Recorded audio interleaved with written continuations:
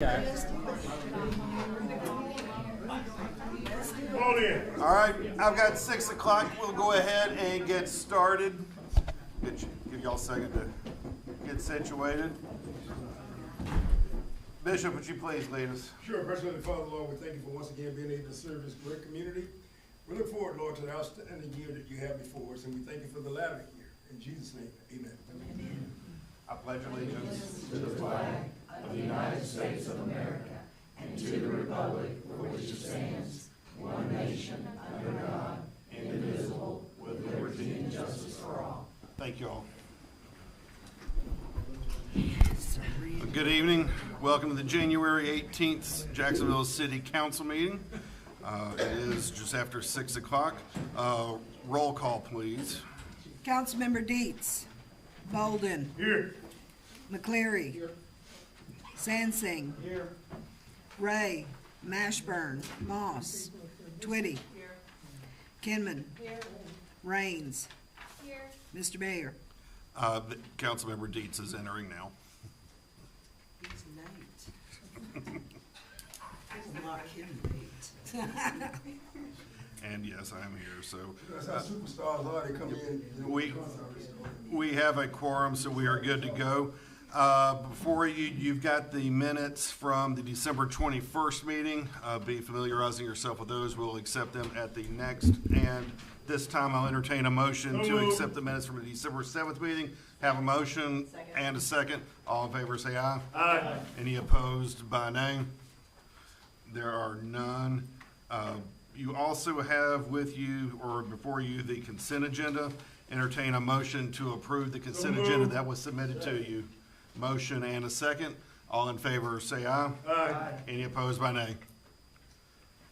All right, moving on down, we are to the 2023 annual report by the Water Department. Mr. Jake Short, if you want to come and share with us what happened last year. Thank you, Mr. Mayor. Before we get started, I would like to take a quick second and recognize some water commissioners that are in attendance this evening. Of course, our Vice Chairman, Mr. Peacock, Vice Chairman, Mr. Wilson, and Commissioner Joy Kinman, all here tonight. On behalf of the Jacksonville Water Commission, I am pleased to provide the Council with the 2023 Annual Water Works Report. The Water Works had 0 water quality violations in 2023 and has once again completed the year within its budget, while also providing the citizens of Jacksonville with the quality water and services that they not only deserve but have come to expect. The projects completed in 2023 includes the installation of 1,272 linear feet of pipe, 4 additional fire hydrants, and 6 valves. At the end of the year, we had 11,458 meters in the distribution system, of which that includes 104 new water services. I tout this number every year, but as always, customer service continues to be a top priority for our staff. In 2023, we received a total of 34,524 online payments, totaling just shy of $3.4 million. That number was $2.9 million last year. So that number continues to increase as people use that service. Water demand for the year increased ever so slightly in 2023. On September 10th, we reached our peak demand for the year of 5.4 million gallons. That is well below the peak demand in 2022, which occurred on Christmas Eve, which was 6.7 million gallons. And I have a feeling that I'll be here next year giving this report, and the peak demand will be sometime around these couple days here dealing with this winter weather event. We're close to 9 million gallons yesterday alone. So there's some water moving through the system at this point. A lot of leaks, a lot of stuff going on out there. With that being said, total water production for the year, like I said, was slightly up. It was 0.6% up We're at 1.34 billion gallons for the year, and we averaged 3.66 million gallons of flow daily. Just to kind of give a snapshot for the system that we operate in town, we operate and maintain close to 1.2 linear feet of pipe. We've got 800 fire hydrants, 5.25 million gallons of storage capacity, and like I said, we provide an average of 3.6 million gallons of potable water to the residents of Jacksonville, to Little Rock Air Force Base, and to 3 other wholesale customers. 2023 was the waterworks. It was our 5th year, full calendar year, serving as the privatized owner of the Little Rock Air Force Base distribution system. It's a 50-year contract that requires us to operate, maintain, repair, upgrade, and improve that system. And I just kind of laid out what we're operating in town, but by comparison, the base system, it's roughly 290,000 linear feet of pipe, 507 fire hydrants, 3 pump stations, and 1.35 million gallons of storage capacity. The base itself averages 481,000 gallons of usage a day, serving close to 12,000 people. The projects completed on base during 2023, it includes the installation of 16,524 linear feet of pipe, 56 valves, 29 fire hydrants, all part of phase 2 of renewal and replacement work in military family housing. The maintenance team on base also oversaw the scheduled maintenance of 509 valves, 284 fire hydrants, and conducted training for Little Rock Air Force Base personnel as needed. It is important to note we're talking about 2 separate systems. These systems operate independently of one another. With that being said, I can also report that the Little Rock Air Force Base system also had 0 water quality violations in 2023. This work was accomplished with a workforce of 29 staff members, 11 of which are licensed with the state of Arkansas to operate the system, and we currently have 5 individuals at this point working to get licensed in addition to those 11. That concludes my report. On behalf of the commission, we appreciate your confidence and your continued support, and I'd be happy to answer any questions if there are any.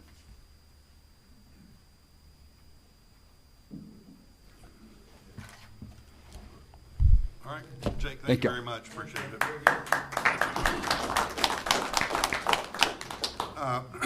Next is Thea Hughes will be coming forward with the 23 annual report from wastewater. Good evening, Mr. Mayor and council members. We appreciate the chance to get to be here tonight to tell you a little bit about what we've been doing. I also want to recognize 2 of the sewer commissioners who are here tonight. Fred Belote is our chairman, and John Farrell, Jr., is our vice chairman. Also have a couple of our department managers here tonight. Kathy Reed and Paul Richards are with us tonight.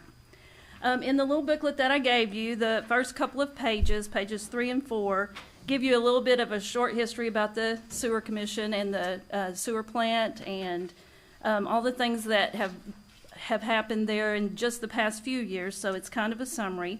Jacksonville's sewer system consists of about 181 miles of gravity sewer line, and it ranges in size from 6 to 42 inches. There's about 13 miles of force main and over 3,800 manholes. We also have 14 remote pump stations. This year we completed our 28th consecutive year at the treatment plant with no permit violations. And I was really afraid I wasn't going to be able to say that tonight because we've been operating for 2 years at about half capacity because of the construction that's been going on. And the operators have taken great pride in doing everything they possibly can to make sure that we continue to operate the plant and meet permit. And I mean, they have worked long hours, they have tweaked this and tweaked that and moved one piece of equipment to another location, and they just went above and beyond to try not to break that record because they're very, very proud of it. So the very last page of your report has a little poem that was written especially in tribute to them. I'm not going to read it. Y'all can read that later. Waiting on you to read it. By this time next month, we will have completed phase 1 of our treatment plant improvements at a cost of about $18 million.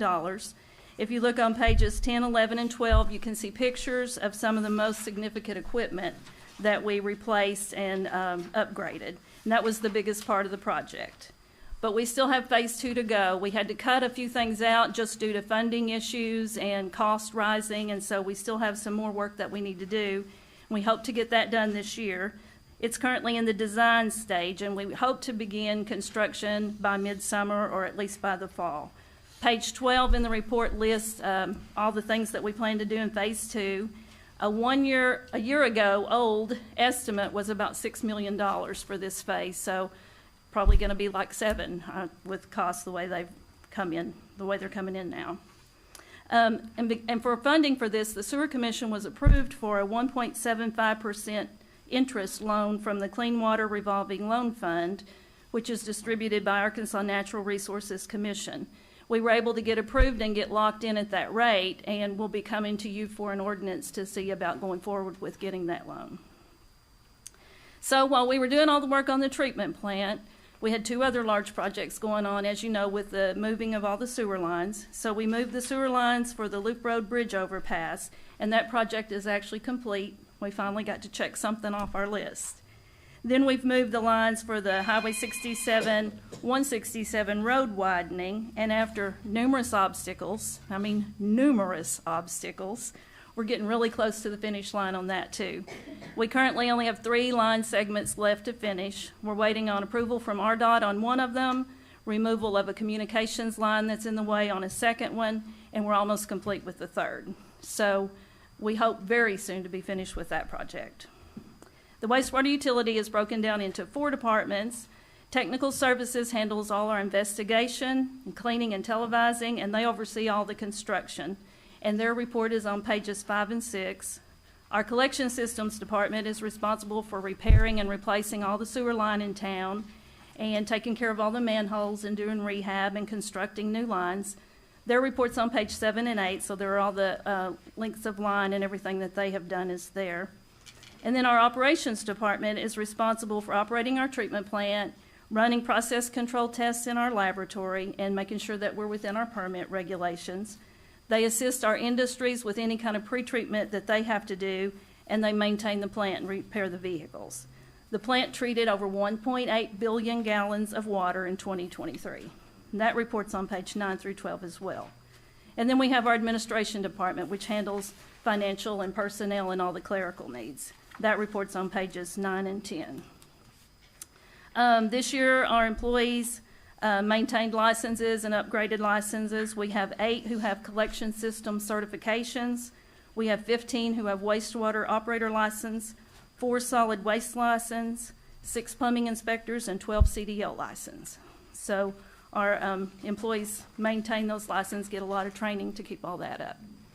But that includes my report, unless you have any questions. Ms. Thea, Yes. I want to just recognize somebody too. Mr. Paul out there, Richard. I've asked him some questions. He's very great on doing things, and I've also worked with him on the Lions Club screening. He does a fabulous job. They just love him, and through the Lions and that, and all the departments that I ever call seem to do fabulous. But Paul and me kind of hit it off on the Lions Club for the kids, and Yeah. they just love it. And I appreciate you allowing him the time to do that. It's good to have people that are willing to go out and above and do this stuff. So Right. thank Yeah. y'all very We much. appreciate Paul, yeah. Yeah. He's a great asset. Yep. I just want to say this. I have a front row seat to what Jake does at the water department, and of course you're amazing. I know how hard you work and the group of people that you have working with you and for you. Thea, impressed. You're good. Thank you very much. Thank you. Thank you. Thank all the people. Thank you all very Thank much.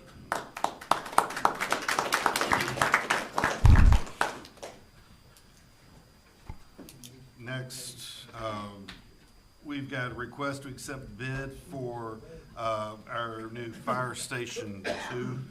And Chad, if you would like to come up, please.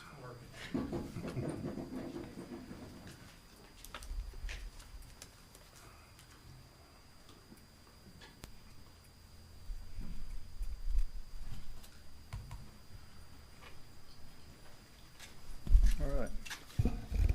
Good evening, Mayor and City Council members. Good to see you guys. Good to see all so many friendly family faces here that it's like being a family reunion. So I'm Chad Young. I'm President and CEO of WD&D Architects, and just wanted to do a quick overview of the fire station. Appreciate you guys allowing us to be your architects for the Graham Road Fire Station number 2. I want to give you a high-level overview and then go over the bids. And what Chief Laffey is putting up there is and it's also on the screen, is the exterior rendering. The facility is 11,000 square feet. It's got a fire engine bay on the left side, you can see with the glass doors. And then on the right side is the dwelling side of it and the office area. That there will be the front entrance view right there. It's going to be an exterior metal panel with a brick base veneer. All the colors match what Jacksonville's got going all over town as far as the municipal buildings. It will match City Hall, the existing community center, the new public safety center, in terms of the red brick being the same red brick that you guys have used over and over again, as well as the exterior material, the metal being a bronze color, which is prevalent in a lot of the buildings as well. So the exterior will blend in with a lot of the municipal buildings that you have. And then one of the cool features about this exterior is the perforated metal panel that's on the right-hand side. That's actually, there's a porch behind that, and we've got some lighting on it, and there's a grilling porch over to the right-hand side too, so some of the fire station members can grill out behind the area that's to the side there, as well as that front porch will actually glow at night. There's some LED lights that will illuminate that porch, but also create a sort of glowing effect. You can see the number 2 on the front of it. That'll actually you'll be silhouetted out, so that it'll glow on the sides of the 2, and then you'll see the 2 kind of silhouetted. So it's kind of a neat feature to have on the front of this facility. Let me go to the next image. I guess I didn't open up my PowerPoint.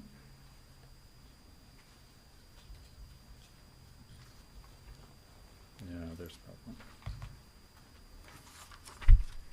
Yeah, the next image are the 2 interior and exterior, or interior renderings.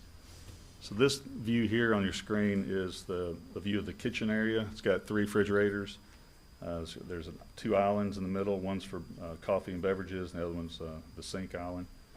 Then we also have another view being the living area, looking back towards TV. We've got a vaulted ceiling in there. It's super economical construction. We basically built the dwelling side just like a house. It's all wood framed. It has exterior materials are metal and brick, so it's going to be durable and maintenance free. The overall square footage I mentioned was 11,000 square feet. The fire engine bay is about 80 by 70. So one of the plans was to try to get trucks back to back. You can see on the top of the drawing, there's 7 dwelling units. The main living area is over to the far right-hand side next to that grilling porch we mentioned. The blue rectangle is the fitness gym or training gym there, and then we've got other restrooms. We have a safe room inside this for the team members to be able to get into in case of a storm. That's at the center there. It's the one with the really thick wall that's post-shade. We have some turnout gear areas, decon rooms, washer and dryer in those rooms, storage for EMS, and then individual showers, sort of like a residential. I mean, you walk into the restroom and it's like a toilet and shower and sink and all that combined. And there's 4 of those individually. So we go over to the bid tabs that we got. So we had a bid opening this last Thursday, or Thursday before last, on the 11th. Last Thursday, sorry, I don't know what day it is. So many snow days, it's like, what day is it?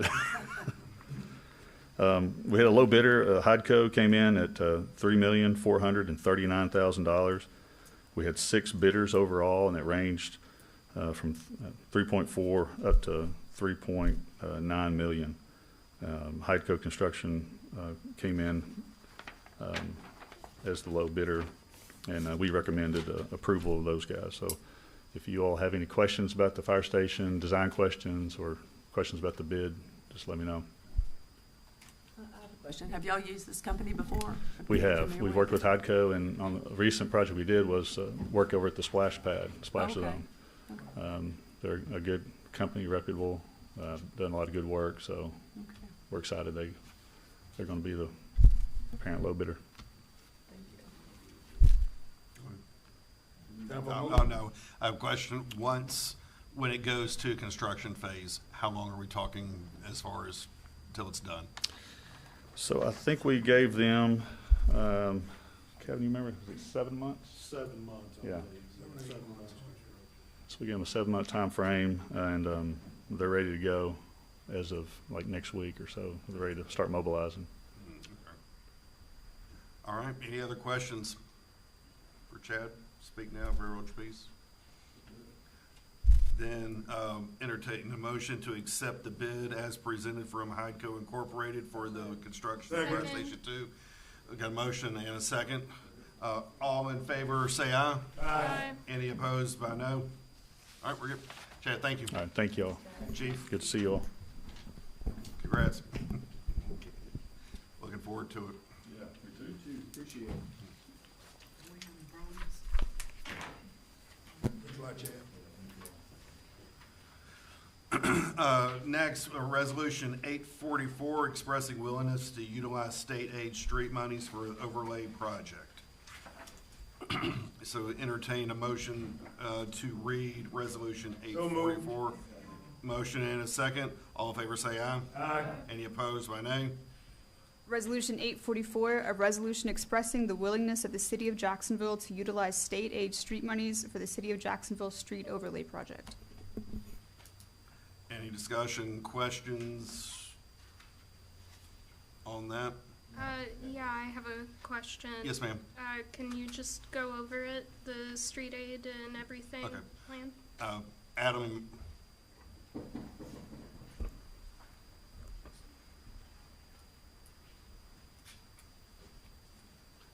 I'll do my best. I don't have my list in front of me, Mayor, on what the streets. Do you have the streets? I I know. don't have your list here either. Okay. But I can tell you it was northeastern, a section of northeastern, a section of Foxwood Drive, of Madden Road, of Redmond Road on the south end, from basically Municipal over to James Street. Right. And these are ones that Jimmy had applied for when he left.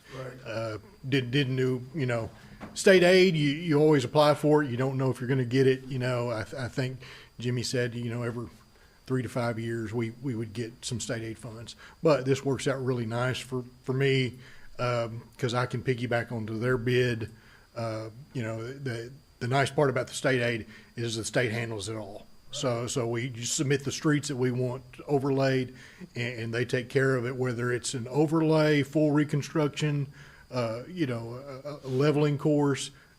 It's not just an overlay. So there's some of those streets that named that need some shimming, some milling and reshaping. So the state puts together the full package. They bid it.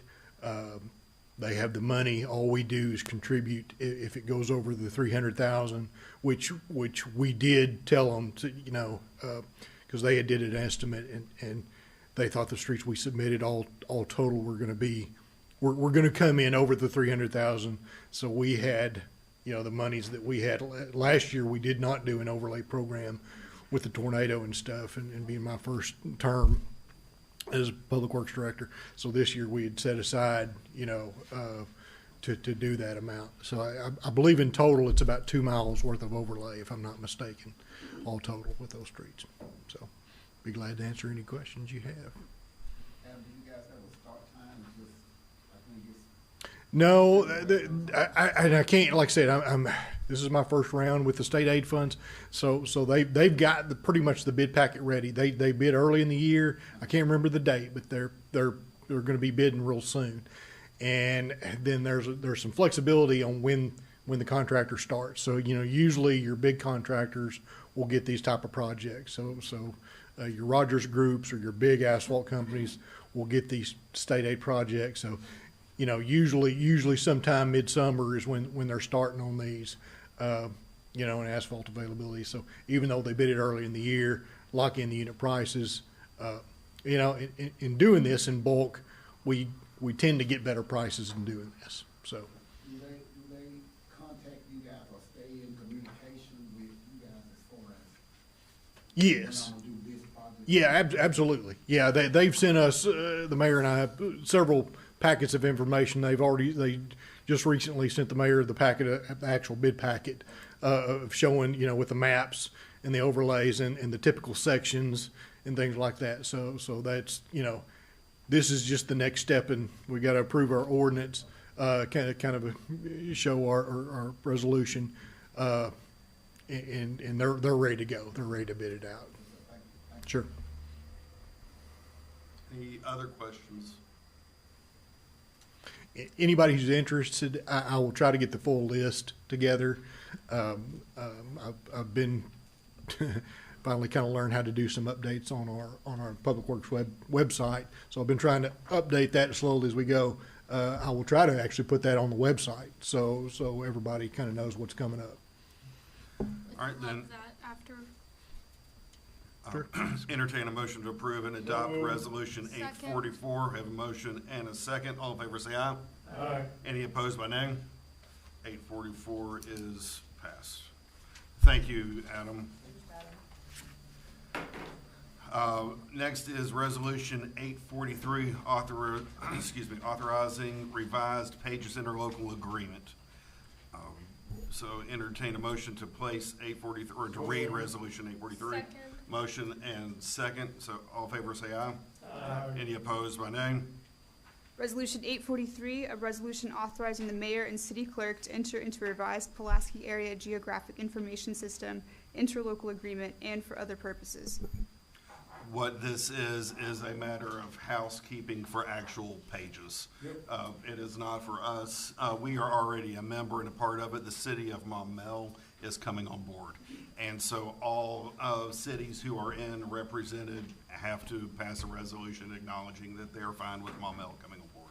So that's what this is. Housekeeping. Yes, housekeeping. Any questions about it? Mr. Mayor? Yes, ma'am. I move that we adopt resolution number 843. Okay. We have a motion. Is there a second? Second. All right, motion and a second. All in favor of adopting resolution 843, please say aye. Aye. Any opposed by like sign? And there's not. Good job. Thank you very much.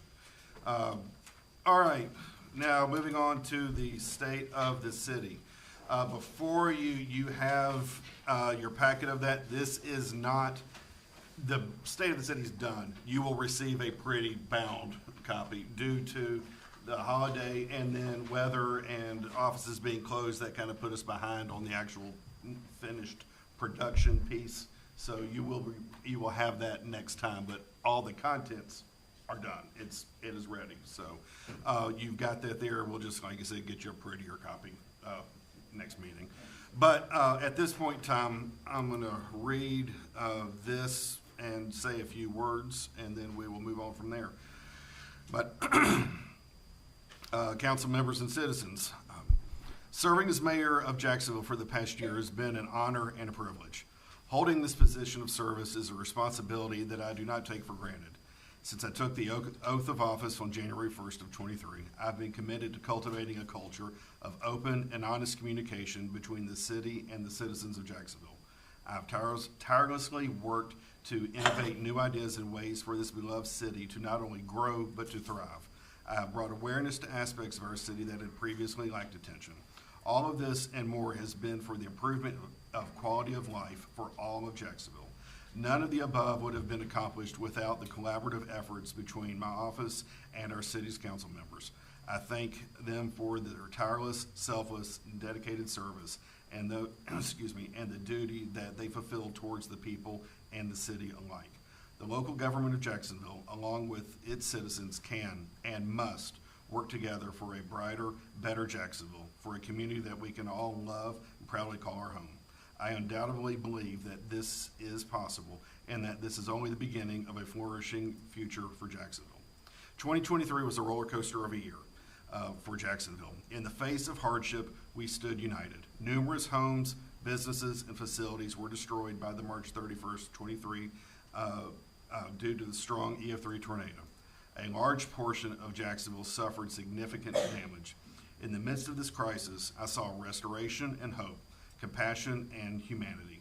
Churches, groups, individuals, and organizations stepped up to lend a helping hand, whether it was providing a meal, cleaning up debris, or simply being a source of comfort. Slowly yet surely, Jacksonville is recovering and will come back stronger than before. 2023 was also a year of prosperity and celebration for Jacksonville. Unity Health opened the doors of its state-of-the-art facility on Braden Street. The skies of Jacksonville welcomed back the mighty roar of engines as Little Rock Air Force Base's Thunder Over the Rock Air Show returned for the first time since 2018. In October, Dupree Park opened the Marshall Smith Inclusive Playground, which features equipment that children of all abilities can play with. It has also been recognized as a national demonstration site by PlayCorps for inclusive play and advancing recreation through research-based best practices. Sig Sauer announced plans to expand their manufacturing facility in the city, creating 625 new jobs in Jacksonville over the next 5 years. Festival, Jacksonville's beloved annual festival, made a move from its traditional home in Dupree Park to the Five Points area of downtown, where record attendance was reported. Festival not only moved in regard to location, but its date moved as well, happening during Labor Day weekend rather than mid to late October. In unity, there is strength. I have seen this community come together during times of celebration, and I have seen this community support one another during times of need. For a city to not only be a community, but a home we can all be proud of, it takes everyone contributing to make Jacksonville the best place we all know it can be. Jacksonville has an optimistic future ahead, and I enthusiastically anticipate the progress ahead. However, there is always work to be done, and 2024 is no exception. Construction of the Highway 67-167 widening project will continue, and while it will continue to cause some stress and traffic hassle, the final result will be worth, the final result will bring about unprecedented possibilities. All buildings in the Jacksonville North Pulaski School District will be brand new, giving thousands of scholars the opportunity to learn valuable skills that extend beyond the classroom. We are stronger together and invite you to unite with me in anticipation for what 2024 will bring to Jacksonville. Sincerely, your mayor.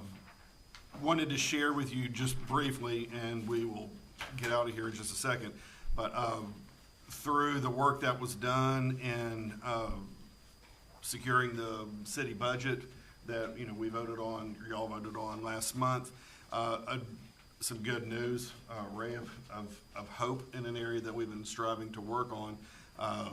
The numbers of our police officers have been down, and we're all aware of the situation there. Since the passing of the budget, we have actually hired, and in the process of sending off to the academy or straight into FTO, we've got 10 officers already we've picked up since then. So that is good news. We have 3 in the academy now. There are 7 who are getting ready, who just came on board, just got hired. 3 of those are certified officers from other cities. So we're happy about that. That means not as much training. They will be on the streets a whole lot sooner. So thank you to y'all for everything that y'all have done. Thank you to our citizens and the way y'all contribute to our city and everything that you do for them. We're going to continue to work. We're going to continue to get things done, try to be innovative, come up with some new ways to do stuff.